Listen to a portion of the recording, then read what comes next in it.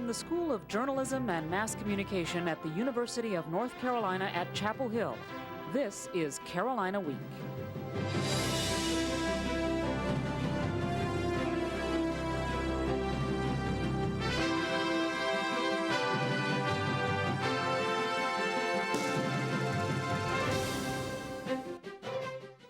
Good evening. Thanks for joining us for the April 19th edition of Carolina Week. I'm Anthony Stokes. And I'm Jenny McClendon, filling in for Courtney Robinson. Our top story tonight: crowds of students and Triangle area residents gathered on Franklin Street over the weekend to celebrate food, fun, and family.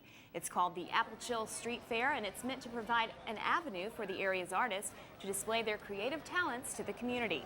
Nonprofits like the Chapel Hill Public Arts Association and the Animal Prevention Society also came to get the word out about their organizations. Families and friends spent the day sampling some traditional Southern food, participating in outdoor activities, and just enjoying the sun. Organizers say the daytime event was a success, but by nightfall it was a different story. Courtney Robinson joins us in the newsroom with more. Courtney? That's right, Jenny. Each year, Apple Chill brings thousands to the town of Chapel Hill. And with the thousands comes traffic, tons of people, and in last night's case, violence. Chapel Hill police were out monitoring the flow of traffic, but that didn't help many in avoiding the almost hour-long wait to get anywhere in Chapel Hill. Residents and officers say they're worried about safety, and that's one of the many reasons why the town has considered canning Apple Chill in the past. After Apple Chill, or After Chill as it's called, is a time for many to cruise the streets, and that's when police say things took a turn for the worst. Last night, 2 men were stabbed at an After Chill hip-hop showcase at the local 506 bar on West Franklin Street. Carolina Week spoke with 2 officers last night who felt the same frustrations as many residents. They both said the only way for residents to do something about Apple Chill is to take their concerns to the town council. Jenny?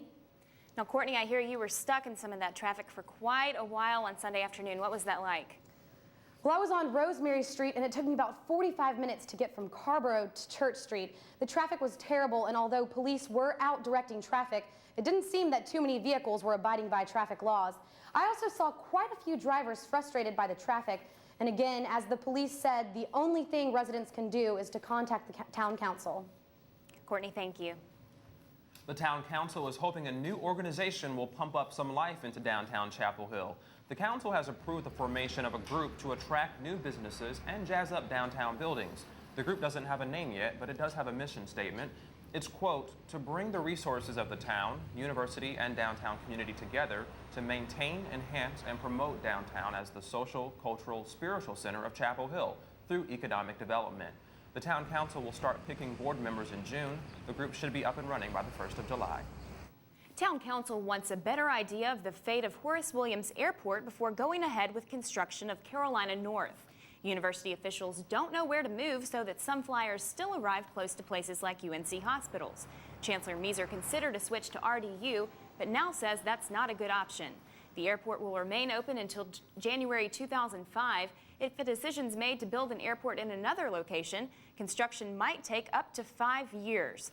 All this would delay work on Carolina North, the multi-use development that will occupy much of the area around the airport. Measer said he'd be willing to adjust implementation of the plan depending on when the airport closes. While John Kerry may have sealed the Democratic nomination for president, state leaders still want Orange County residents to have a voice. The North Carolina Democratic Party held a county caucus on Saturday because they won't be able to hold presidential primaries. This is a result of delayed redistricting for the General Assembly. Mostly senior citizens came to the polls, but about 20 Carolina students traveled together, including UNC Young Democrat Elizabeth Self.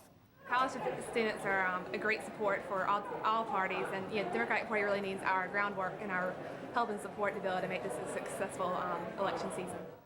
John Edwards received 51% of the vote to win the caucus, while Massachusetts Senator John Kerry came in second at 27%. Orange County officials are trying to decide whether to charge residents for using the county's recycling services. The proposed waste reduction, reuse, and recycling fee would cover cost of services available to county residents regardless of whether or not the residents actually use the services. People who receive curbside pickup would have to pay $75 a year, while people who live in apartment complexes would pay $50 a year. Officials say the money is needed to cover upcoming budget shortfalls.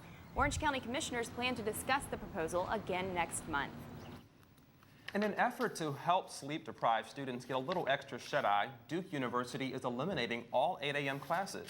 The change comes just 1 month after the University of Michigan conducted a national study that found sleep deprivation hurts academic performance and increases stress levels.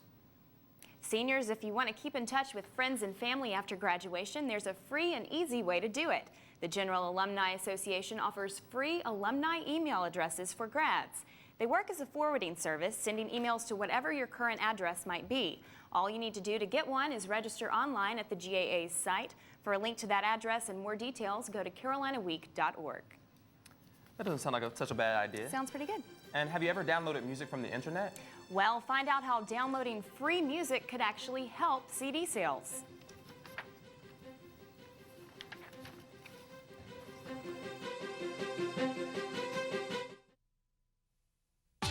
So, that was the last time I went out with a marionette. Ay, ay, ay. It's not worth the pain, but Julio's different. Music, flowers, no why. My luck, he got hit by a bus. Excuse me, have you taken the HIV test? An HIV test? Are you kidding me? You know what gets me hot, Carlos? Oh, baby, baby, I don't know what to say anymore.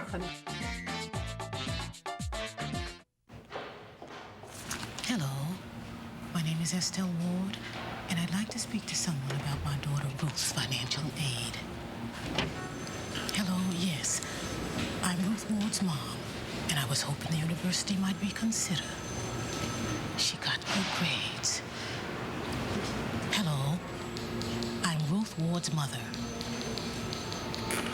and I'd like to speak to someone about my daughter's financial aid. Students got the chance to experience some great live music at the 3-day-long Chapel Hill Music Festival. The 25 Band Festival kicked off at the Great Hall in the Student Union last Thursday with some nice guitar and rhythms from the band The Verdict. And the music continued through Saturday night at the Haynes Art Center. There, the group The Never performed against a backdrop of dinosaurs and cowboys. More than 450 people showed up for the event. All proceeds benefit the Carolina community's musical scene. Most college students are familiar with downloading music on the internet. Illegal file sharing has become such a problem that the Recording Industry Association of America has been cracking down on students who do it. But a new study suggests downloading music might not be such a bad thing. Carolina Week reporter Christy Keck has that story. Jake Hamrick is like most college students. I like music. I got anything on my computer from Metallica to Tupac to Beethoven. And like many college students, he gets his music from the internet. I use Kazaa Lite. There's Kazaa and Blubster. I think Napster's back on the internet, I'm not sure. It's not hard to find one for free.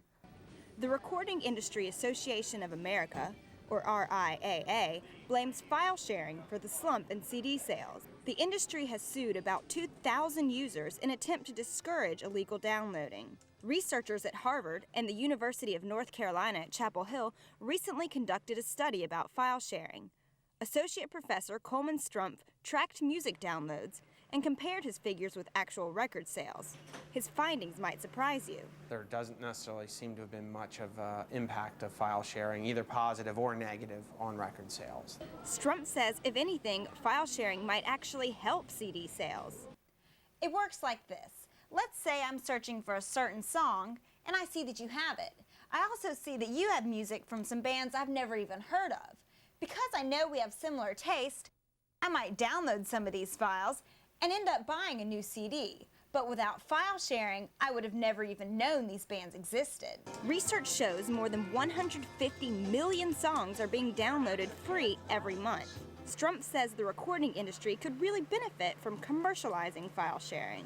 File sharing is a lot like radio, which is something they used to fear a lot, and then years later, it turned out to be the biggest promotional tool they ever had. As for Jake, Red Dirt Road, baby. He has no plans to stop downloading. And as for the future of music, it will be a while before the RIAA, the researchers, and the downloaders are all singing the same song. In Chapel Hill, I'm Christy Keck, Carolina Week. Strumpf says a poor economy and an increase in CD prices are to blame for the slump in CD sales. The RIAA has dismissed his findings. The beautiful weather this weekend gave basketball lovers a chance to show their skills on the court. Members of Alpha Phi Alpha fraternity and the Carolina Union Advisory Board hosted the first ever street ball tournament Saturday afternoon. 16 teams came out to Cobb basketball courts to participate in the 3-on-3 tournament. People not on teams came out to watch the games and shoot some hoops of their own. Hot dogs and hamburgers were served for lunch, and WXYC radio provided some entertainment. The members of Alpha Phi Alpha provided their own entertainment with some stepping. The winning team walked away with a $150 grand prize. That's a great bit of money. It is. And Brad Lewis joins us now with sports. I think those guys had the right idea getting outside. I'm not a sporty type of person, but even I took advantage of the weather. Didn't do anything too active, not the basketball, but it was nice. It got a little warm this weekend, but it's about the only basketball going on campus these days, so that's nice. We'll get no more basketball, but we do have plenty of ACC championships, men's golf, women's golf, a couple tennises. We'll get to all that, plus the NCAA championships for one Tar Heel, which brings us to the sports trivia question this week. Courtney Bumpers won a national title on the floor exercise at the NCAA Gymnastics Championships. Other than Bumpers, how many former Tar Heel gymnasts have won national titles? 0, 1, 2, or 3?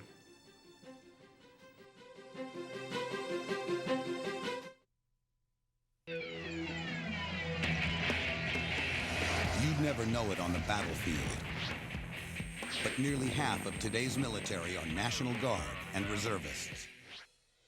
However, they can't answer our nation's call without their employer's support. If you're an employer, visit esgr.org and find out how to do your part. After all, their response depends on yours. If you have a story idea, contact Carolina Week at 843-8292. You can also visit us online at carolinaweek.org.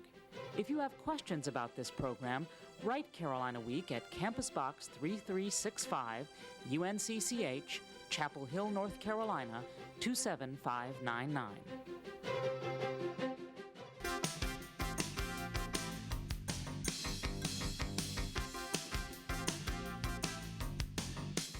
UNC hosted the ACC Outdoor Track and Field Championships Friday and Saturday. The women's team looked to do something that only Carolina's 1994 team has done, and it jumped out to a first-place lead Friday. So, after a little stretching, the women and men got back to work at Belk Track Saturday. In the field, Kevin Patterson got the men off to a good start in the discus, and Daniel Harris earned his first ACC title in the triple jump. In the men's 4x100 relay, the Heels blazed their way to a fifth-place finish, helping the men finish third place overall for the meet. On the women's side, nobody could catch Georgia Tech's Lauren Reimer in the 800-meter portion of the women's heptathlon, but Carolina's Desiree Jones did enough to snatch third place in the event. Then, Amy Paralus made like an ancient Greek warrior in the javelin throw, spearing the competition and helping the women's team take home the ACC Outdoor Championship. With the first-place finish, the women's track team completes the Triple Crown, winning the ACC Cross Country Championship, the Indoor Championship, and the Outdoor Championship.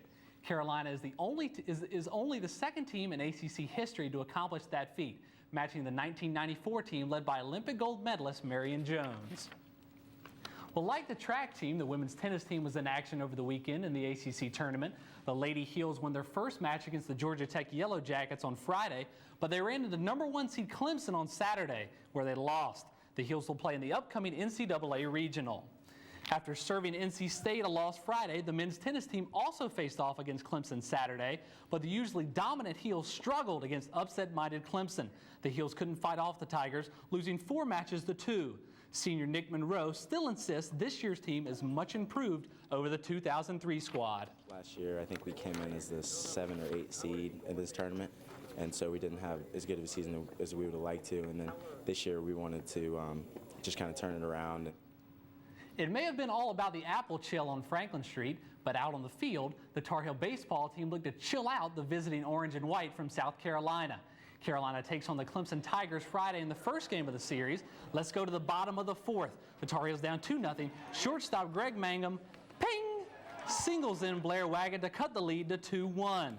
But Clemson's pitching throws some serious cheese to the Heels, and on this day, the Heels are lactose intolerant and can't handle the dairy.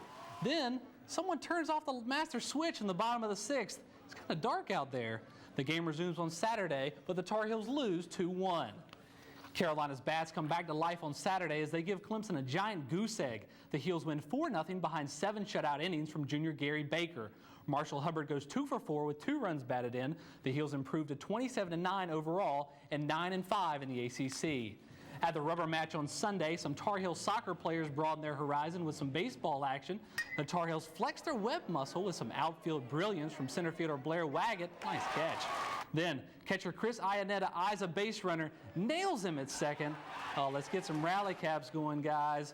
Well, Clemson does get it going as catcher Lou Santangelo breaks a 2-2 tie in the 10th with this solo bomb off freshman pitcher Daniel Bard. Coach Mike Fox knows that momentum in baseball can change very quickly. It's a game of inches. We had our chances.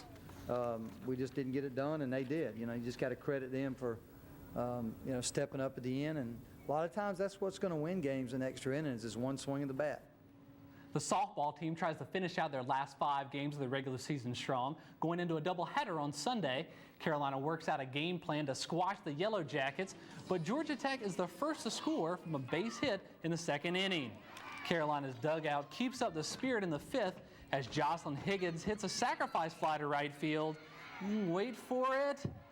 With a catch, Emily Price sprints in for the run, tying the score at 1.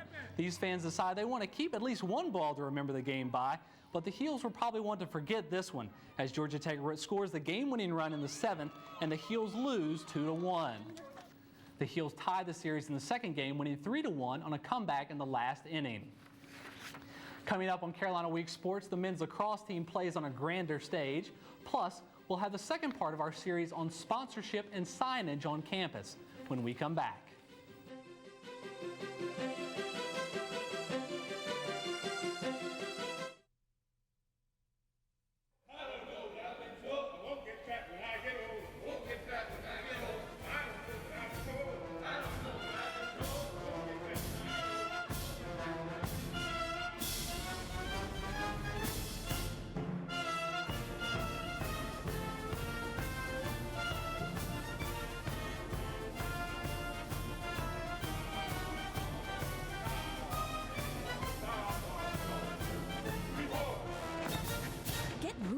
See what a 10% weight loss can do for you.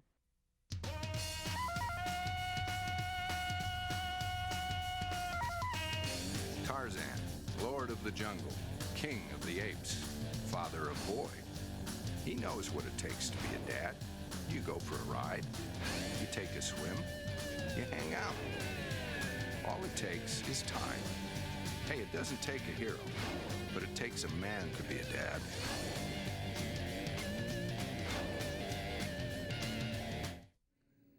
Carolina is a school bathed in tradition. In keeping with its history, Athletics Director Dick Bedore held a forum Wednesday to talk with students about why he might be breaking one Tar Heel tradition. Carolina Week's Wes Wilson joins us now with a story. Wes? Brad, the university has never had hard signage in campus arenas, but with an increasing athletics budget, the university may have no choice. Some informed students, teachers, and coaches weighed in on the issue. We are one of among 3 or 4 schools that do not have signage in their major venues. But this probably won't be the case in a year or two. Carolina has 28 varsity sports, but with rising scholarship costs, the athletic budget is heading to the red. Some students, while proud of the Carolina tradition, see signage as a good way to prevent this from happening. It shows that we've kept with our tradition, kind of stayed true to the morals of the campus, but to compete these days, I think that you need to find money any way that you can. Other students still aren't ready to give up what makes Carolina stand out from the rest of the nation's schools. Well, I really don't like the idea of it. I think it's cool that we're not corporate and we don't have these ties and these advertisements all over our stadium. Fencing coach Ron Miller, who's been here at Carolina longer than any other varsity coach, agrees that tradition is important and cites many reasons why signs should not be allowed in campus arenas. It really changes the character and the feel of how you compete. If you're doing it with commercial advertising behind you, it's very different. That's one of the things that's unique about our campus and about the tradition of our program. We just don't do that. Maybe Professor of Sports Marketing John Sweeney says it best. Basketball and football is not like NASCAR. it does not handle too many sponsors littering all over the place. And so there needs to be a certain amount of discretion, there needs to be exclusivity to keep with the dignity of Carolina basketball and football. And I assume that will happen. Ultimately, the decision rests with Bador, Chancellor Measer, and the athletic council they formed. Brad? Wes, what do you think the overall feeling on this issue is? Well, the student body and faculty seem split on the issue right now, but are probably leaning toward having signage. One issue that was raised at the forum was the fact that signage is great to bail us out now, but what about in the future, 10 years or so from now? Will the athletic budget still be heading toward the red? And to that question, Brad, Bador had no answer. Thanks, Wes. The men's lacrosse team looks to end the regular season strong, going into the ACC tournament next week. UNC hosted the University of Maryland at Baltimore County at Saturday at Kenan Stadium. The Heels put on a clinic by scoring early and often against the Retrievers. Scott Falatag scored a career-high 6 goals, alone equaling UMBC's total points in the game. Both teams waged a physical battle resulting in many penalties. All but 2 Tar Heels played as they put a leash on the Retrievers with a final score of 17-6. Coach John Hawes is already thinking about UVA next week in the ACC Championship. Starts in the goal. They've got one of the greatest goalies in college lacrosse, so we're going to have to control the ball at the offensive end and get some quality shots. And then, obviously, at the defensive end, we're going to have to maintain some of their big players. The women's lacrosse team lost to Maryland on the road Saturday, 11-9. Despite 3 goals from Melissa McCarthy, the Heels dropped to the 4th seed in the ACC tournament this weekend in Chapel Hill. Carolina plays top-seeded Duke Friday. Carolina's Martin Ureta is hating those picky golf rules. He and the men's golf team were in first place at the ACC Championship Thursday, but the Heels dropped to 4th place in the second round because Ureta incorrectly signed a scorecard. Carolina finished in 5th place with an 8-under 856, but the Heels did finish 1 spot ahead of Duke. The women's golf team didn't suffer from any weird rules violations at the ACC Championship. Carolina finished in 3rd place with a score of 861. Seniors Megan Francella and Ashley Prange closed out their UNC careers on a high note. Francella claimed 2nd overall individually, and Prange was right behind her, finishing 3rd overall in individual competition. Like I said, a lot going on in sports. Either one of you have an answer to our sports trivia question? Well, I know that it's something not easily done, so I don't want to guess too high. What are you thinking, Anthony? Let's see. How about 8? 0 is right. Courtney Bumpers is the first woman gymnast to be able to win an NCAA title for the Carolina Gymnastics. She was UNC's first All-American. She was the first Tar Heel gymnast to make it to the NCAA championships. Now she's an NCAA titleist. Good news is also for Bumpers, she's only a sophomore. She's got plenty of time left here at Carolina. 2 more good years. That's amazing. Yeah, she's only a sophomore. No telling where she'll be when she's a senior. Who knows? Wow. She could set all kinds of Big new things. records here at Carolina. That's great. We're sure happy for her. Thanks, Brad. Thanks, Brad. Well, and speaking of seniors, we have some announcements for some of our own. The end is near, and it's time to buy your caps and gowns in student stores. You can get those for $34.99. They're on sale now until May 9th, which is graduation day. You can't order them in advance, but you can just go ahead and go to the bookstore and get them. And also, still have a chance to pick up those severe weather tickets. If for some reason we have some showers or something on May 9th, you can get those down at the Dean Dome. Just take your 1 card, and they'll swipe it. It's free, and your mom will be glad that she doesn't have to sit in the rain. That'd be pretty exciting, though. You're graduating this year. I'm graduating, and I don't like to think about it. Yeah. I don't want to leave, but they're going to kick me out. Well, so. congrats to you and to all of our Thank you graduating very seniors. much. And that does it for this edition of Carolina Week. Tune in Wednesday for our very last show of the semester. Good night. Good night.